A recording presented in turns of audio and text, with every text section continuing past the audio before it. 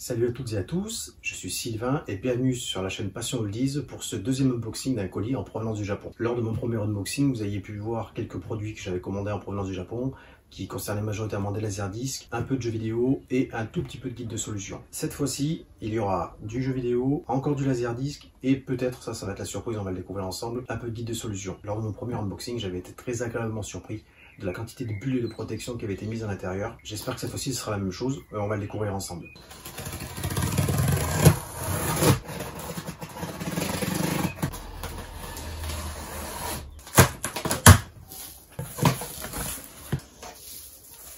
Il y a énormément de bulles, ça a l'air super bien protégé.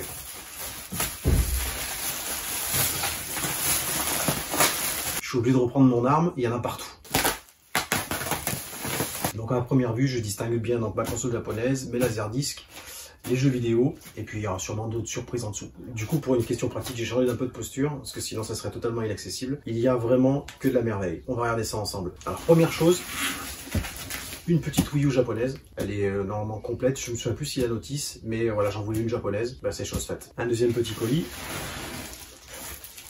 Alors, il s'agit du coffret Laserdisc Men in Black, donc c'est un film qui est édité sur ce support dans le monde entier, mais uniquement au Japon en coffret. C'est une édition limitée, qui est visiblement semble illimitée, et je voulais absolument parce que je l'ai trouvé ce coffret super, et puis bah, donc le voilà. Le coffret Laserdisc Fantasia. Donc on va mieux le distinguer. Donc le coffret Fantasia japonais, complet avec le hobby dans un état qui est plus que satisfaisant. Voilà, au top. Et le coffret japonais de Cendrillon, que je possédais déjà, mais sans le traditionnel et légendaire hobby. Voilà, je suis très content d'avoir dans cette édition complète.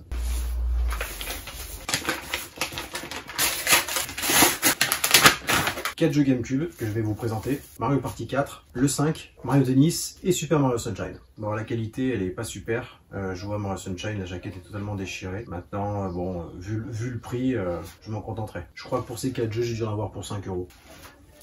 Un très gros livre de solutions.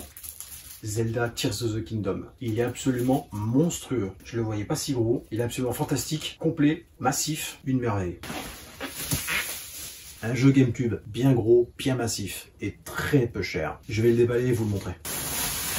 Alors il s'agit de Dance Dance Revolution Mario. Comme vous pouvez le voir, il y a eu un sunfade absolument énorme dessus. Je le savais, je l'ai payé pour information 1 centime. Le jeu est vraisemblablement complet. Voilà, on voit encore sur la tranche le soleil, c'est également le cas ici. Pareil, donc je pense que c'est un jeu qui a dû être exposé très longtemps en vitrine. Il y a que l'arrière finalement qui s'en sort pas si mal. Pour le reste, voilà, la décoloration est maximale. Hop, encore un autre jeu, cette fois sur Nintendo Wii. Et dedans, il y a un jeu Wii U. Celui qu'on peut voir ici en premier, c'est Splatoon 1. Voilà, Splatoon 1, donc sur Nintendo Wii U. Le New Super Mario Bros. Wii, classique, que l'on trouve absolument partout, dans un très bon état. Voilà, un petit jeu casual gaming pour la Wii, un de plus. Le traditionnel Wii Sport, je crois que c'est le jeu le plus vendu de la Wii. Il faudrait genre le nom de celui-ci, j'avoue que j'ai complètement oublié. Petit jeu de baseball, voilà, édité par Konami, dans un très bon état esthétique. Le Super Smash Bros. Brawl, Mario Baseball, voilà, je ne le possédais pas du tout sur la Wii, pour d'ailleurs n'y avoir jamais joué. Le Donkey Kong Returns, qu'on a eu il y a pas longtemps sur Switch en version HD. Et non, je me suis trompé, il y a bien un deuxième jeu Wii U, et il s'agit de Super Mario Maker, donc qui présente un box totalement différent de la version française. Et un dernier colis, totalement opaque. Alors on va essayer de l'ouvrir proprement. Alors bizarrement, je le voyais beaucoup plus gros sur l'annonce. Il est finalement assez fin. Je vais vous présenter. Alors il s'agit de l'édition Laserdisc de Tremors 1 et 2, ce que l'on appelle donc les Signature Collection. Ce sont des éditions spéciales éditées par Universal Pictures, qui ne sont sorties uniquement aux États-Unis et au Japon. En général, ces éditions proposent multiples bonus et souvent des pistes audio qui sont en Dolby Digital.